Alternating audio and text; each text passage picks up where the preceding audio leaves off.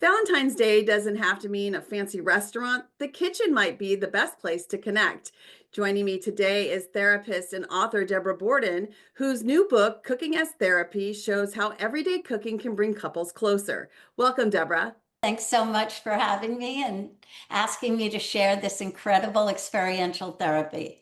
What is the secret to better connection? Well, the kitchen is the perfect place because, first of all, it's available and you're not driving somewhere, you're not stressing about an appointment time. For couples and relationships in the new year or at any time, I have a perfect recipe. It's called Life is Sweet and Sour Meatloaf.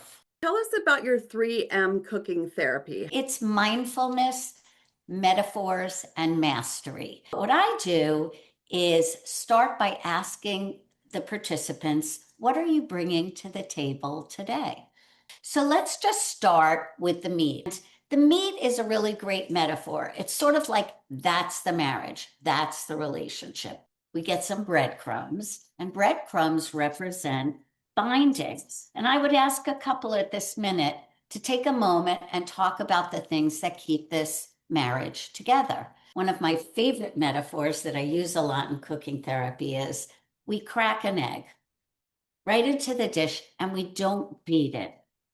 Because when you're talking about communication, one of the things we know does not work is beating it to death. Now we get to the sweet and sour. After combining a teaspoon of Dijon mustard mixed with a half a cup of applesauce, We would pause and say, name some things that are so wonderful in this relationship for the applesauce. And then in terms of the mustard, we would again say, what are a few things, little things that I wish were different? But there's a little secret. There's more sweet. There's brown sugar in it because we want to seal everything in.